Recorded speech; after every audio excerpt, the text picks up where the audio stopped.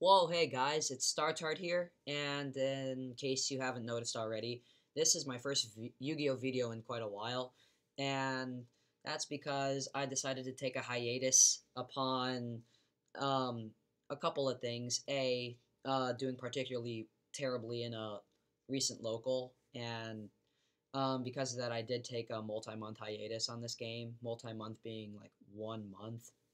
The so I haven't been in this game for a while, and thus I've really been out of the loop. Thankfully, the college gamers here have, I don't know, somewhat welcomed me into the Yu-Gi-Oh community yet again, and I've decided to pick up my deck and roll up my mat and get back into the scene.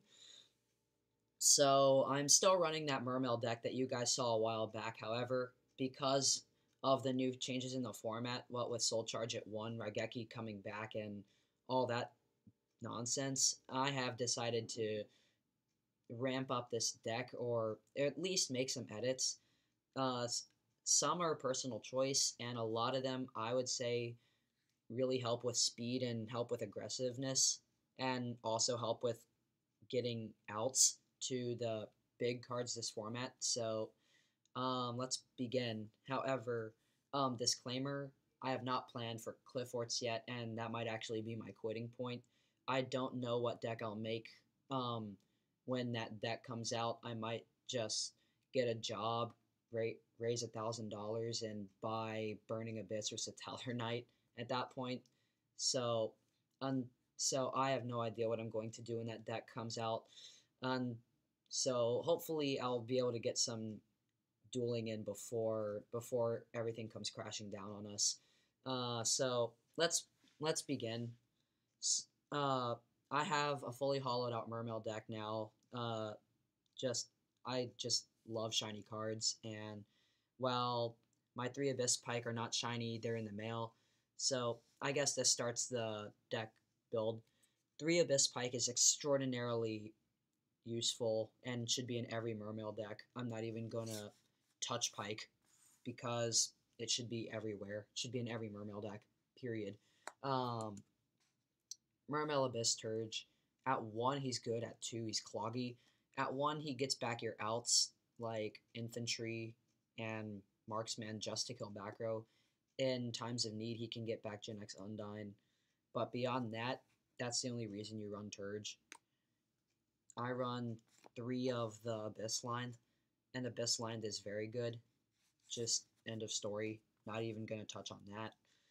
Abyss gunned, 1 gunned, no more guns than that. Just just run 1. Trust me, she'll come in handy. She's a free monster. She's a monster reborn. Come on, you have to. 3 Abyss to use. Abyss to use is extremely good. Just not even going to touch him either. 2 Abyss Megalo. Unlike my last build, I ran 3. This build I run 2 because 3 is a little cloggy, and oh, shoutouts to my friend Wes for shoutouts to my friend in high school Wes Carr for this Megalo signature. Um, but shoutouts to him. But beyond that, Megalo is good at 2, like I said earlier, because he's cloggy at 3. He searches your Abyss Sphere, which is great. He can attack twice and go for game, which is awesome. And he can get over El Shaddai Window, which is even more important for this deck. So 2 Megalo just to get over Winda and for that utility, because if you ever need an out to Winda, 2 Megalo will be that out.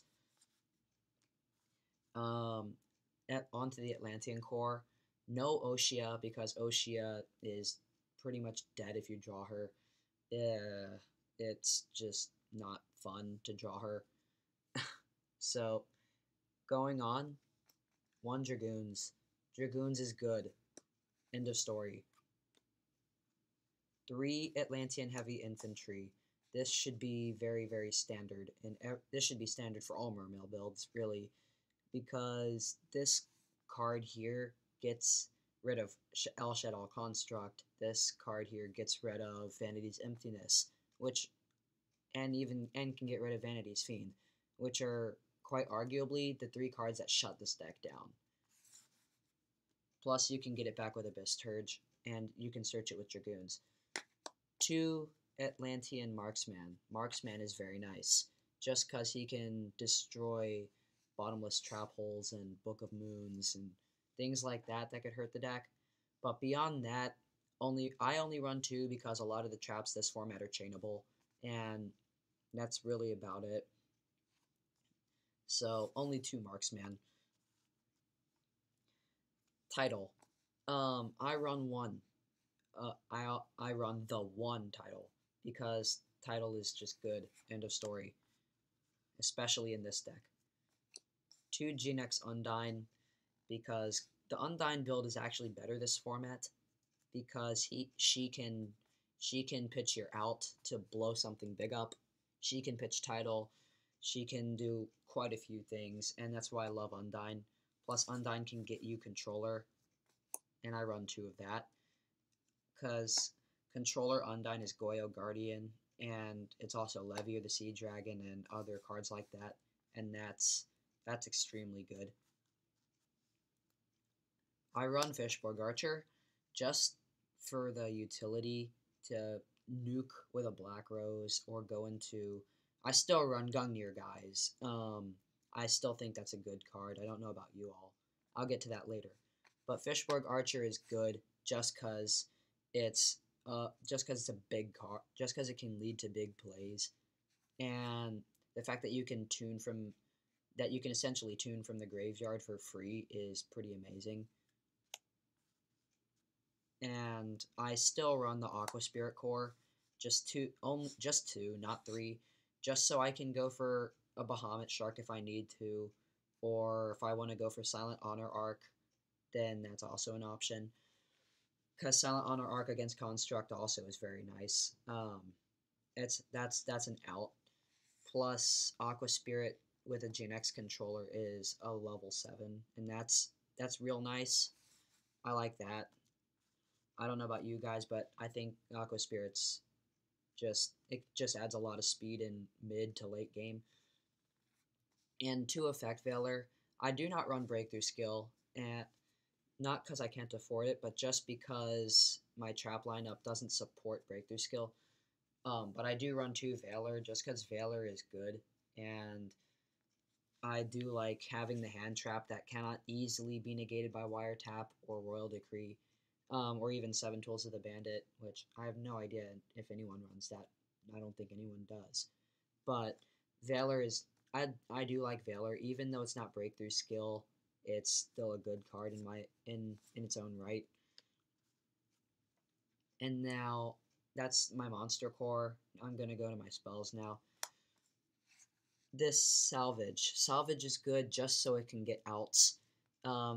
It provides a lot of key outs by getting back your Undyne and your infantries, just so you can maybe pitch another one and blow up El Shaddai Construct or Vanity's Emptiness or something like that. I like Salvage personally. I do run Allure of Darkness just because GNX controller, and because I run 2, if I draw a dead one, then Allure of Darkness gives me an out to that, and I like that. It may be a little more inconsistent, but I think the draw power warrants enough to run this card. That, and you get a lot of controllers, and 3 Pike pretty much means that you're going to get a controller anyway. So the 1 Pot of Greed in this deck is pretty good. So the one Allure is good. But on to Soul Charge. Soul Charge recently got limited to 1, and that's I think it's a double-edged sword. On one hand, you only have 1 Soul Charge, so it's not quite as broken. However, at 1 it is more sacky, as you'll see people in late game will just drop a Soul Charge and win out of nowhere. So beware this card, people. Beware this card. 2 Mystical Space Typhoon. My deck, my Mermail deck is very anti-back row, and hitting back row in the end phase or hitting emptinesses and hitting tankies is good in my opinion. Mystical Space Typhoon. I only run 2, not 3. I don't even side a third. So just 2 MST to clear out back row. 3 Abyss Sphere. Oh, I'm going on to traps now, if you guys haven't noticed, at the mention of Abyss Sphere. So let's start out. 3 Abyss Sphere. 3 Mermail Abyss 3 Abyss Sphere, not even Mermail Abyss Sphere, just Abyss Sphere. This card is great. You must run 3 of it. I'm not even gonna entertain the possibility of not running 3. Now the rest of my trap core is interesting. If you guys have been keeping track of the number of cards, I've gone through 37. That means there are only 3 cards left, and those 3 happen to be traps. And those are Wiretap, Royal Decree, and Solemn Warning. You guys might be going, hey, Startard, why are you running Decree? Shouldn't you be running Trapstun? And my answer to that is Trapstun is not permanent, and thus, if you can go Trapstun, you can chain Trapstun, sure, but that's it. I had a talk with one of the guys at my campus game room, and he said, why aren't you running Trapstun? And I said, simply because I think Decree is longer lasting, plus it shuts down a third of people's decks these days, because everyone's running anywhere from 8 to 13, anywhere from 8 to at least 10 traps. This is a way to shut down a fourth of an opponent's entire deck, provided you get it early game. In the case that you don't get Decree early game, I run 2 MST, and I also run Wiretap as well, in case my opponent tries to go Breakthrough Skill or something else like that. And I run Solemn Warning just because it's Solemn Warning, it prevents summons. End of story. But all in all, that's my deck, and that's my main deck. And I'm going to show the side deck now. Switch up the order from main, extra, side. I'm going to go main, side, extra now. So let's go. Because I run Decree, I don't run Vanity's Emptiness, nor do I side it. Partially because of the Wiretap and the MST threat. I side Vanity's Fiend instead, which is probably, I should probably switch off to Emptiness. However, I don't want to spend $50 on 2 cards, on 2 Emptinesses. That's, in my opinion, a little waste, since Fiend does almost the same thing. Fiend does the same thing, actually. However, Vanity's Fiend, it's good. I like the fact that it gets over Elshad Allwinda and prevents them from going Construct. On the other hand, though, I don't think it can get super polyed. Cause I don't think it can get super polymerization. However, this thing can get Raigeki'd, and it can get Dark Hold, and that in itself is a reason to run Vanity's Emptiness. However, I do like Vanity's Fiend, as it does work with Allure of Darkness. However, I usually side that out, so just something to consider when you're siding Vanity's Fiend. I do side one Majesty. Majesty is awesome. Construct's effect is gone. Making big kills a lot easier. This card negates a lot of those nasty monster effects that a lot of those nasty trigger effects. Like, it hits a lot of Settlers, which is awesome. It hits Dante, which is also pretty awesome. Majesty's is pretty much a walking skill drain, almost, at least for trigger ignition and quick effects. I side to Maxi because draw power is a thing. I like Maxi. I've always had a thing for Maxi, so to Maxi. I do side Stygian Dirge. I considered siding Mischief of the Yokai, which think of it as Mischief is pretty much breakthrough skill for levels.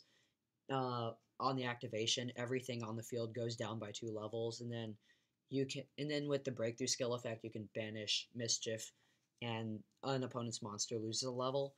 However, Stygian Dirge is continuous, and it decreases the levels of all of your opponent's monsters exclusively by 1, and because of that, I like Stygian Dirge a little more than Mischief, but really it's a toss-up whether you like the breakthrough effect or whether you like Dirge.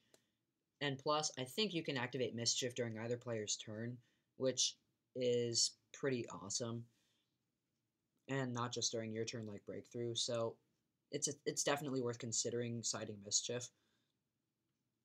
I do side Chain Disappearance because of a lot of things. Not even just Shadow, just Burning Abyss to banish their Scarm or their... I don't even think Scarm is 1,000 or less. Just to banish Tour Guide or Seer or Graph, which is something in and of itself. I love this card just because of that. It messes up power plays. 2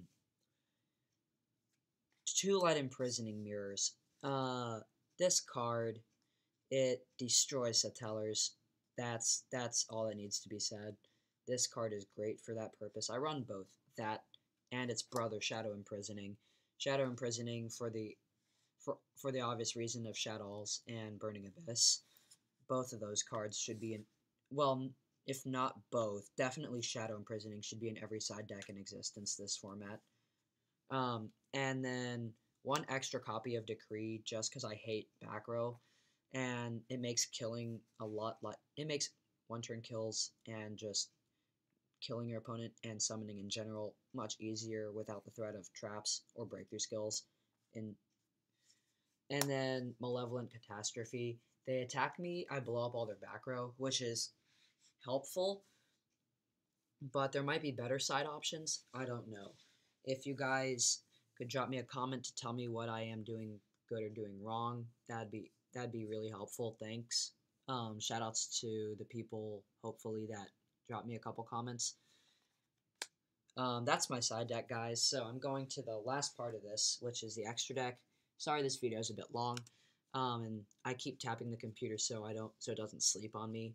I know I don't want to waste down my battery by by disabling sleep mode. So pardon for that, a little late in the video, but to the extra deck.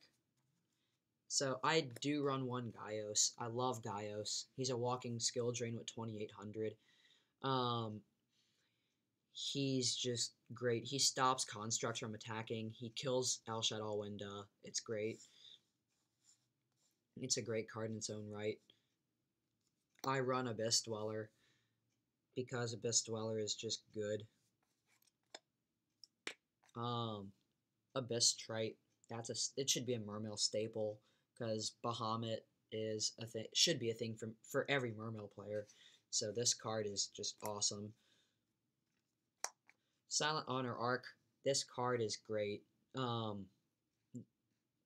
That's it. That's all it needs to be said about that card, really. Bahamut, again, staple for Mermails. Should be a staple for Mermails. Mech-Equipped Engineer.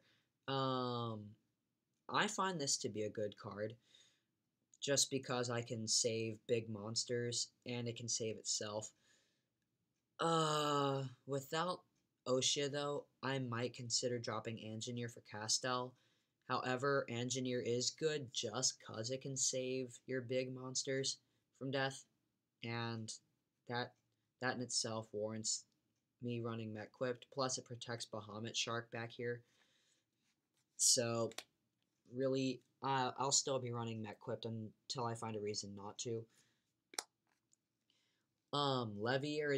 Levier with all the banishing with Tidal and Aqua Spirit. Really, Levier is a staple. Come on.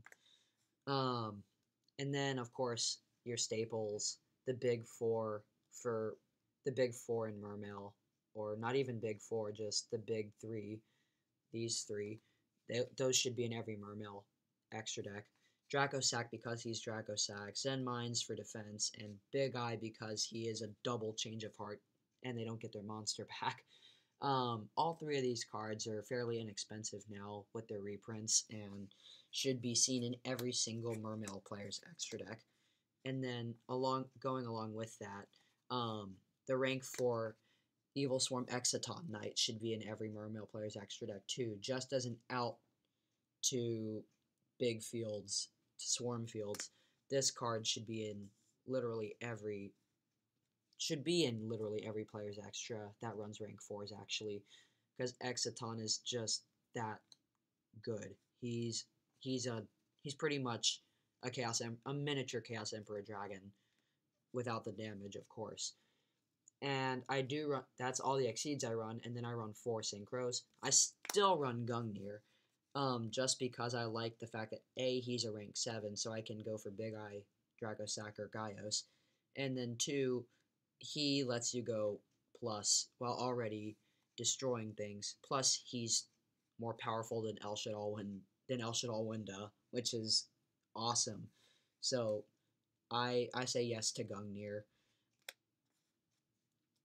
I might drop Engineer for Ally of Justice Catastor now that I think about it, but that's probably not such a wise idea.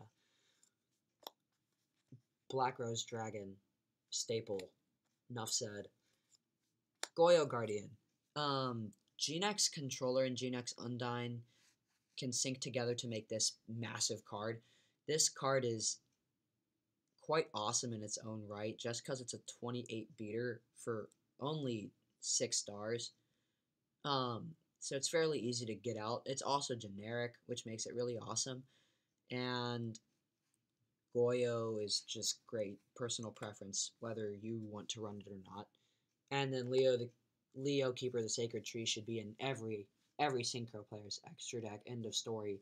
Just because it can't be targeted during any phase except the player's main phase too, meaning that's the only time you can kill it with any targeting card effects outside of battle, which is awesome.